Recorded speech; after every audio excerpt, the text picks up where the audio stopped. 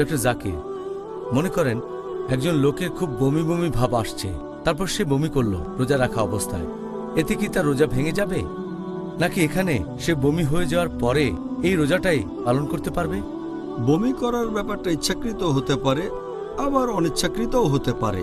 আমাদের নবী মুহাম্মদ সাল্লাল্লাহু আলাইহি ওয়াসাল্লাম বলেছেন, এটা একটা সহিহ হাদিস, তিরমিজিতে এটার উল্লেখ আছে, বুক অফ ফাস্টিং হাদিস নাম্বার 720।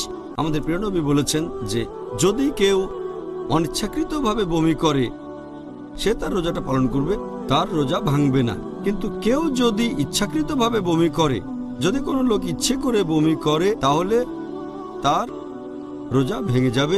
এই রোজাটাকে পরে অন্য সময় রাখতে হবে। এই হাদিস আবারও বলছে সুনান আবু দাউদ খণ্ড নম্বর 2 বুক অফ ফাস্টিং হাদিস নম্বর 2374।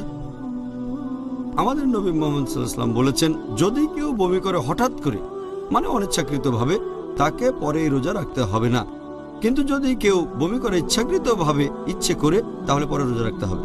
যদি সে ইচ্ছে করে কাজটা করে, যেমন ধরেন গলার ভেতরে আঙুল ঢুকিয়ে, অথবা পেটে চাপ দিয়ে, অথবা ইচ্ছে করে কোনো দুর্গন্ধের ঘ্রাণ নিল, অথবা এমন কিছু দেখলো যাতে বমি আসে, আর এগুলো করতেই থাকে, তাহলে ধরে নেওয়া হবে সে ইচ্ছাকৃতভাবে এটা করছে এবং রোজাটা ভেঙে যাবে, আর এটা পরে রাখতে হবে। কিন্তু অনিচ্ছাকৃতভাবে বমি হলে কোনো সমস্যা নেই। তবে যখন বমি হবে খেয়াল রাখবেন যেন সেটা আবার গিলে না ফেলেন।